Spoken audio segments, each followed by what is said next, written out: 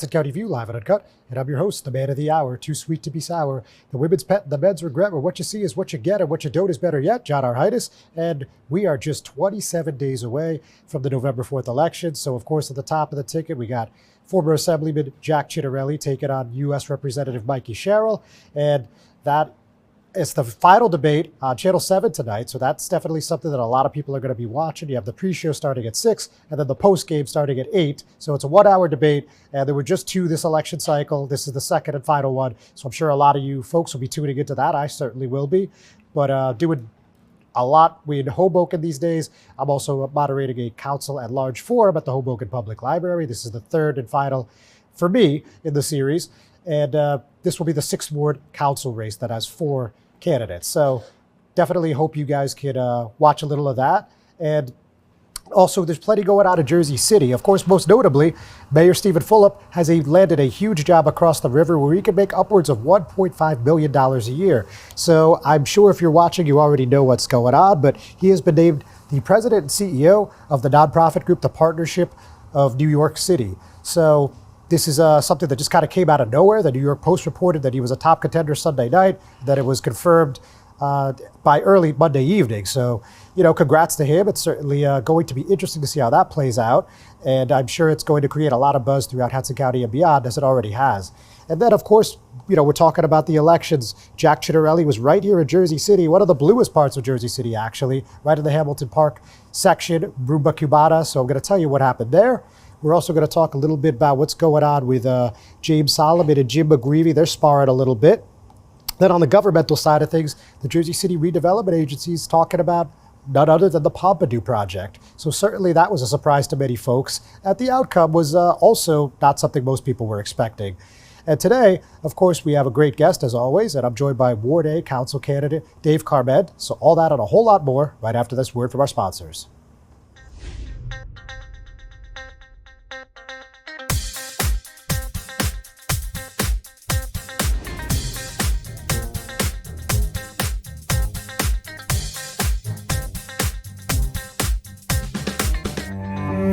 No one plans on heart disease, but everyone should have a plan for it.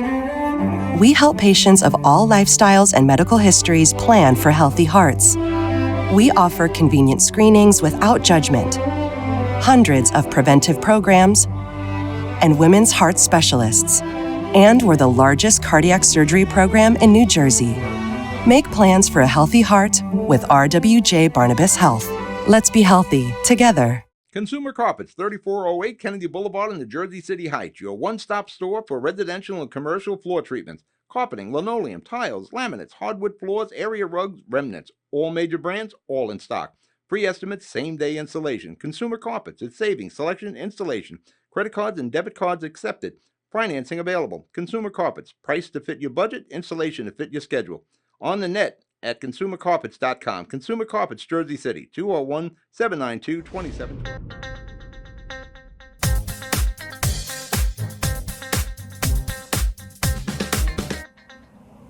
Hudson County View, live and uncut. John R. Heinis. So let's talk about what's going on with Mayor Fulop. So obviously this is a big job.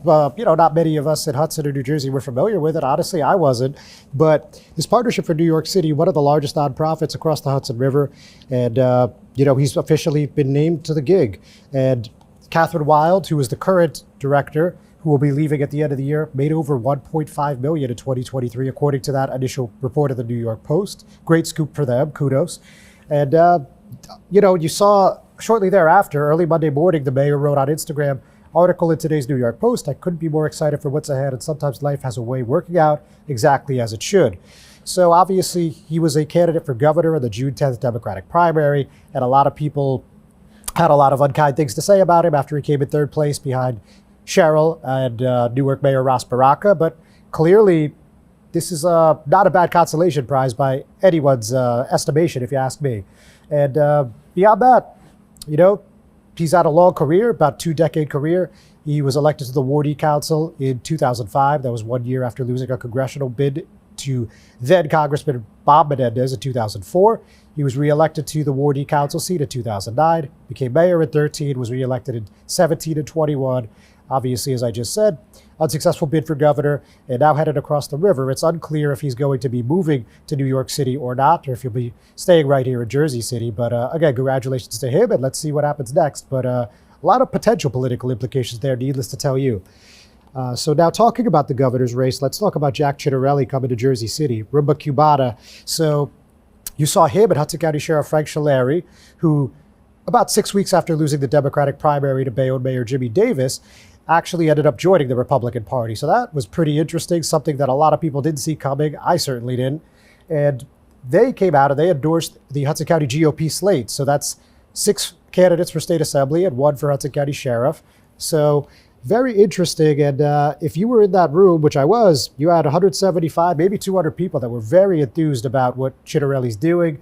And it looks like, this is going to be a really tight race. I mean, probably 2 or 3 points either way. So this is building on endorsements he got at Como and Sons Deli in North Bergen. That was on Sunday, just before the Hispanic Day Parade throughout North Hudson.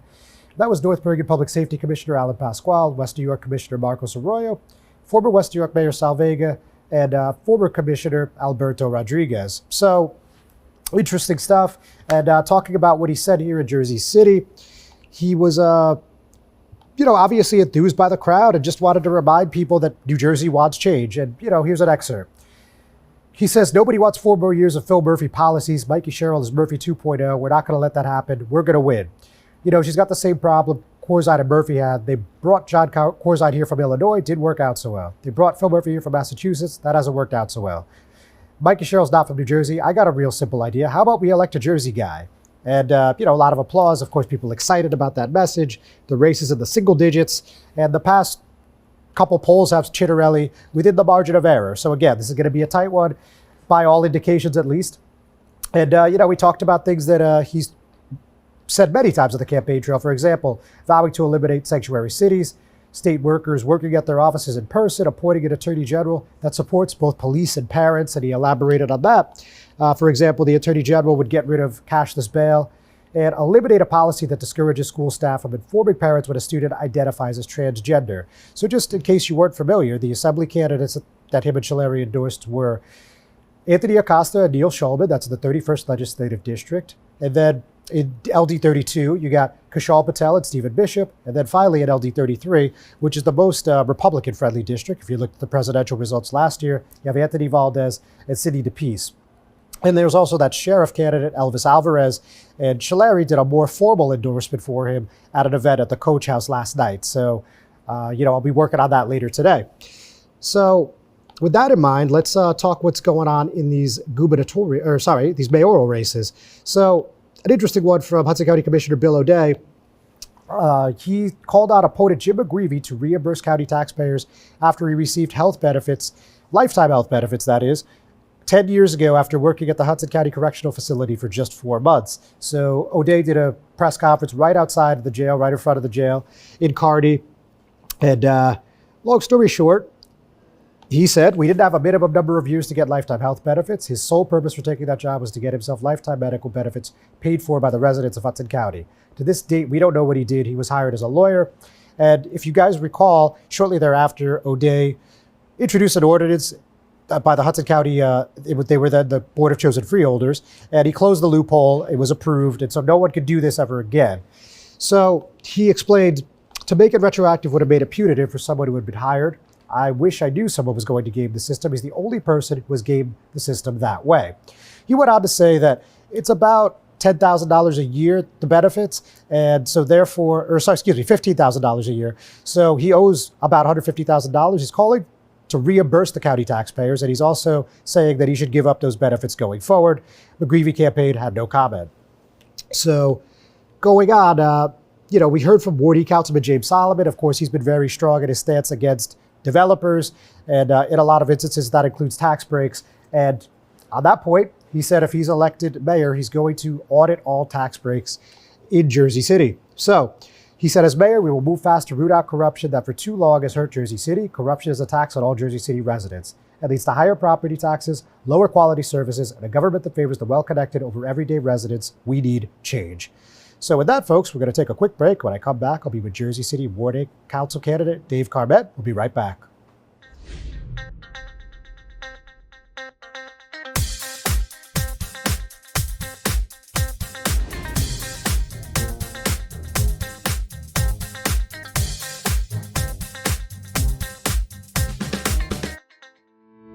Panapinto Properties, Jersey City, shaping the workplace with state-of-the-art office spaces and addresses your company desires. Building residences that define your home environment, adjacent to all modes of transportation with on-site parking available. The right address, the right lease. Call 201-521-9000 or visit online at panapintodevelopment.com. Panapinto Properties, building Jersey City for everyone. Burns Brothers Memorials, Monuments, and Markers, 787 Tunley Avenue, Jersey City. Hudson County's only monument maker, serving all faiths and cemeteries. Design, studio, and large inventory on site. Cemetery inscriptions and custom orders welcome. Burns Brothers Memorials, Monuments, and Markers, 787 Tunley Avenue, just south of Secaucus Road. Craftsmanship that will last for all eternity. Burns Brothers, Jersey City, Albert H. Hopper, North Arlington. Visit us on the net.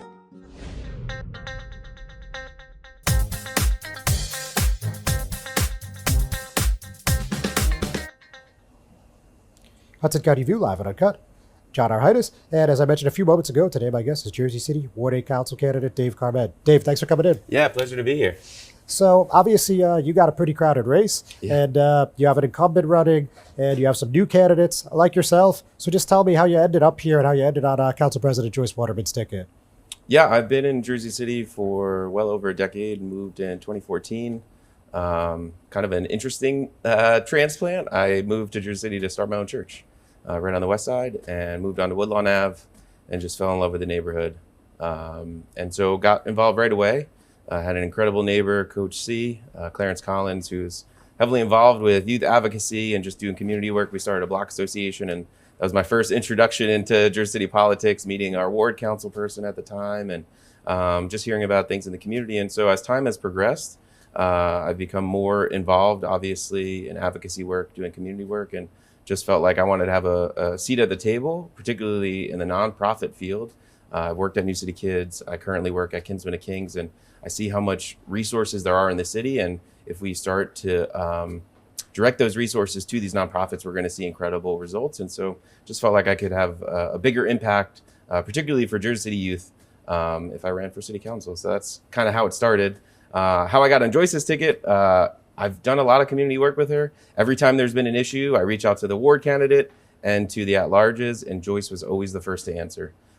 She not only answered, she oftentimes would give me the person who had the solutions or who was responsible, whether that was setting up a meeting or getting problems resolved. And so when she told me she was running for mayor and asked me to be part of her ticket, it was a quick yes for me. So, all right, very clear. Yeah. Now, you were originally running at large. I mean, you were announced relatively early. You were, what is that, over a year ago, right? Yeah. And but then more recently, I guess, like middle of the summer, you said you were going to transition to Ward A. So how did that come about? Yeah. I mean, there's obviously a decision like that isn't made in a vacuum. There's a lot of different factors, but honestly, the strongest one was door knocking in Ward A, with talking with my neighbors, with talking with residents who I'd never even met before. The resounding response was that they were really unhappy with our current representation in Ward A, and they were uncertain with the candidates that had already announced if they could deliver for Ward A residents, and quite a few asked me would I consider running in Ward A, and so I decided to make that leap. Okay. Now, so much has been said over the past, decades, right? About the tale of two cities, what the South Side looks like compared to, the Heights, downtown, Journal Square. Now, when you're thinking about public safety and when you're thinking about bringing services to Ward A, what does that look like for you if you're on the council? Yeah, absolutely. One, I feel like when people talk about public safety, they always jump right to police officers and what police approaches are we going to do? For me, I'm more holistic. I think it's because I work with young people. And so one, I want to make sure that our responses to issues are appropriate and that we send the right response, right? And so one, obviously community policing is needed. The closest park to my house is Triangle Park. There's a cop 24/7 out front. Unfortunately, my wife doesn't feel safe bringing my 4-year-old, my 1-year-old there, right? That shouldn't be the case. And too often in Ward A, there are those spots where residents don't feel safe to bring their kids to parks because of drug activity or violence or different things like that. So one, I want to make sure that those things are addressed. But further, I want to make sure that if it's young people hanging out on the corner, that residents don't feel like, oh man, I got to call the cops. Why don't we have a youth response arm of the government where, hey, here are the programs that you could get enrolled in, right? She Is, Kinsman of Kings, New City Kids, Team Walker. There's tons of amazing resources, right? And so I want to make sure that the responses by the community, or I should say, when community reach out to their council member, that the response is with tangible results that actually meet the need. You like to see that be like an arm of the government, maybe part of the rec department, something like that? Or yeah, I would even like to reimagine what the rec department looks like, right? I think, I know for me personally, as a young dad, it's challenging, right? I want to give my kid a swim lesson, and my two options are an obscure time in the middle of the day where I have to go be at work, or pay $400 a month to British swim school, right? And it's like, I don't have those resources. Maybe many residents do, but I know for Ward A, that's a big burden, right? And so Sure. I want to reimagine too what we do. And so I feel like those are the skill sets that I bring. But I'm not saying that it all has to be private or public government agencies. I think that there can be partnerships with nonprofit sector, with the private sector as well, that doesn't cost taxpayers lots of money, right? That's the big question, is like, okay, that sounds great. What does that cost? You know? Sure. Everyone wants to know what's it going to cost Yeah, me, right? yeah. But clearly you have some nonprofit sector experience, as you just detailed. So when you're looking at those public-private partnerships, could you elaborate on how you could expand upon that if elected? Yeah, I think a great example, it just developed over the last couple of weeks. I was campaigning in Port Liberty. I met this awesome guy, Christopher. He has a nonprofit called Scuba Tech. He does diving, does scuba training, but the really cool thing is he does underwater robotics. He goes to shipwrecks and everything.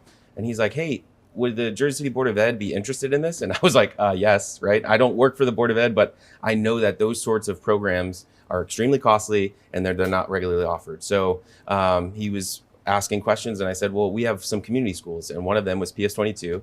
Dr. Anderson is there. And so I was able to connect him with her, and they're able to do this awesome program that they're going to kick off for the students, where students from PS22 are going to learn underwater robotics and things like that, right? All that took was a simple email, right? It was knowing where to go and knowing how to navigate the red tape, right? Community schools have a great advantage within our Board of Ed where they could bring some of these outside resources.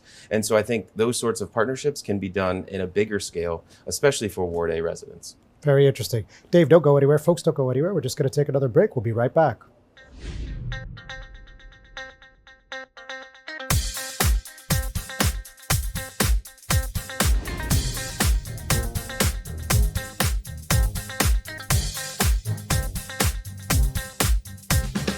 Comprehensive healthcare is here, here, and here. RWJ Barnabas Health is healing, enhancing, and investing in Hudson County with its two newest locations, Hoboken and Exchange Place. Within walking distance or accessible by mass transit, our locations combine convenience with primary and specialty care, including cardiology, women's health, orthopedics, cancer care, and more. Let's be healthy together.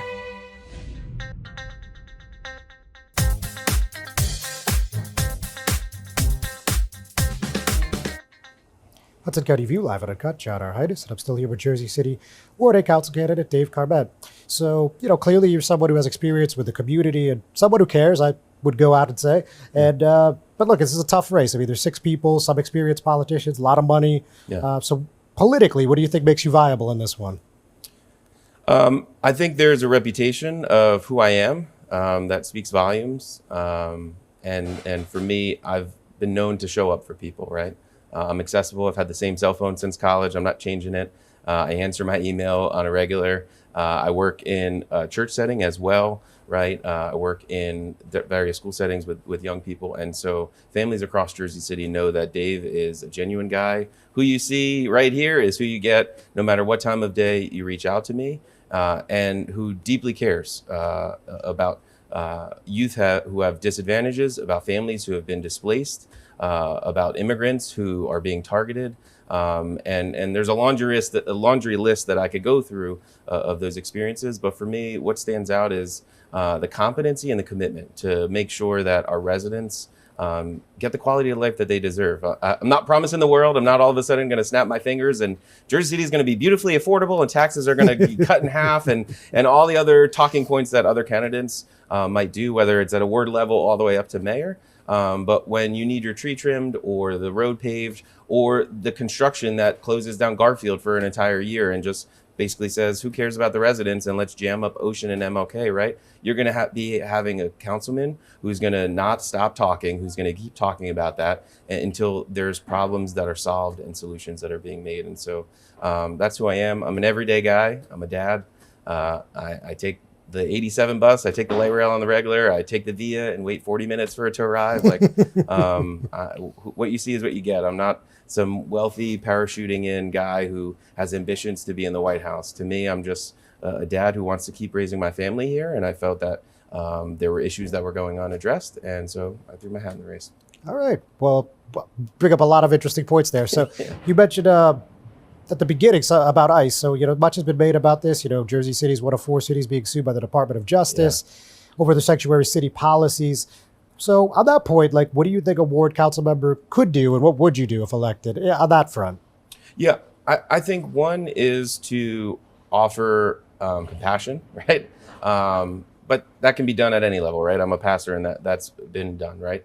But to make sure that there isn't oversight in terms of how we legislate. I think a great example was in 2018, as part of Jersey City Together, I got asked to read a letter before Hudson County freeholders. And the main issue was that they were about to approve a federal contract to detain ICE detainees, and they had not even seen the contract, right? And so whether it's a county level or a local level, we should not be profiteering off of immigrants, and we definitely should not be signing contracts or doing things that are going to be malicious towards them, or just downright, we haven't even seen it, and yet we're going to sign it. That just, I wouldn't buy a house without seeing the contract ahead of time, right? Nobody would sign anything like that. And so it's just a matter of being accountable for the residents, right? Sure. But I also think in Ward A specifically, you have lifelong residents there. You have a huge population of seniors.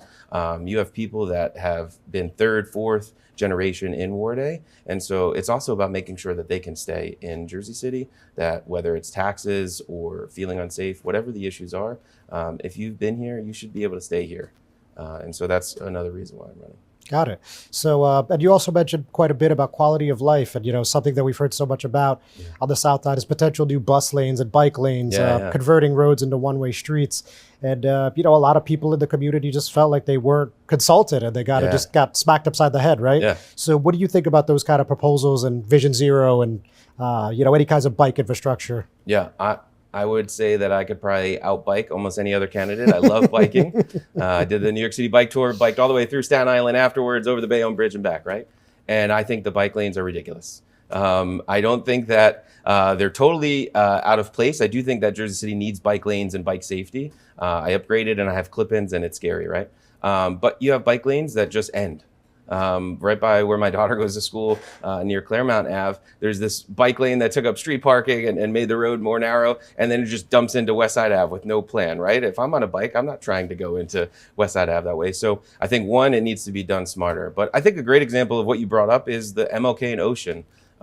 Let's just turn it into a one-way. I think it's a perfect example of bad leadership from the current administration of Mayor Fulop, where he proposes something without any acknowledgement of what the problem is, right? You're giving us a solution, but what are you trying to address? And it was very clear that it wasn't because of listening to residents, it wasn't consulting residents, and too often that happens, particularly on the south end of the city. I hear it time and time again. I've experienced it myself. And so for me, we can't operate that way. If I'm elected, the vote is always going to be no if it's a solution that hasn't been brought to the people. If it's something that is proposed where clearly the residents are saying this is a problem, then it needs to be reevaluated rather than just being forced on somebody. To just tweet out something as massive as making MLK and Ocean a one-way is just crazy to me. And the follow-up community meetings prove that there weren't questions that should have been asked ahead of time. Now, that's not to say that there aren't tough decisions that need to be made sometimes, right? Whether it's emergency response, whether it's bus lanes, different things like that. But I'm a nonprofit leader. I'm a pastor. I'm not a civil engineer and a urban engineer and a traffic study engineer, right? I think we need to get professionals to actually do assessments to know what is needed in our communities rather than just throw out ideas on a tweet and hope that it sticks. Dave, thank you very much. Yeah. Ladies and gentlemen, thanks for tuning in. We're not quite done yet. We'll be right back.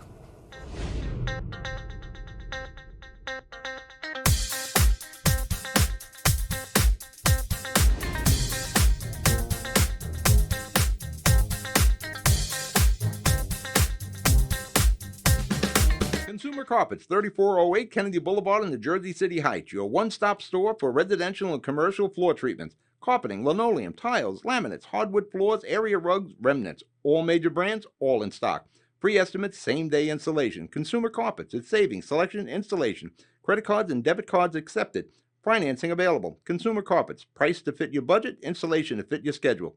On the net at consumercarpets.com. Consumer Carpets, Jersey City, 201-792-2712.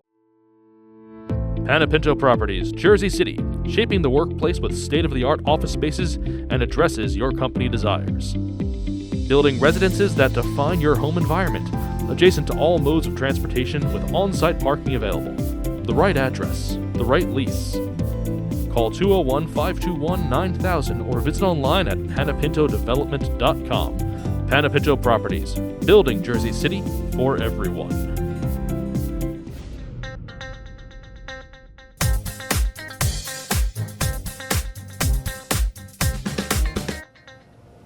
Hudson County View live at a gut, John R. Heinis. So a couple other items I wanted to touch on this week before we let you guys go. So the Jersey City Redevelopment Agency had a special meeting called last week. That was actually the second. And it was going to be at 11 a.m. special meeting on a Friday. So a lot of people thought that was kind of surprising. I certainly did not have that on my calendar. And it was about a $40 million bridge loan for the Center Pompidou project. And after all that, it didn't actually end up happening. So it was a lack of quorum. It was attended by Vice Chair Denise Ridley. Of course, she's also the Ward A Councilwoman. Commissioners Victor DeGrode and Doug Carlucci. Before the session was called off, the board has 7 members, so obviously you need 4 to have a quorum. Didn't happen. So I heard from Ridley, spoke to her that morning, and she said, we were not able to reach a quorum for this morning's JCRA meeting. I do not see the need to move forward with the presented resolution. Therefore, my intent was to vote no. She told me, while the original intent of the Pompidou may have been well intended, voting on any additional funds without a clear plan and financial outlook for the entire project would be irresponsible. And mayoral candidates certainly had a lot of opinions here. Pretty much everyone has come out and said they wouldn't continue this project if elected. And we heard from Musab Ali. He was the first one to send a statement out. And he said, rushing a massive bridge loan for the Pompidou at an 11 a.m. special meeting 1 month before voters choose a new mayor fails the transparency test. And we also heard from Ward E Councilman James Solomon. You recall he voted against that 30-year abatement for the KRE group. And he didn't mince words either. He said in 2024, the city government gave away $150 million in tax abatements for the Pompidou boondoggle over my injections. Now they're seeking another $100 million, this time in loans and tax credits. What the hell are we doing? And we also heard from Jim McGreevy, and he was very succinct. And he said, since the 2023-2024 editorial, I have been steadfast in my opposition to the Pompidou project, making clear that is not a priority for Jersey City. So we'll see if this makes another agenda, but right now I don't have any reason to believe it would pass if it did.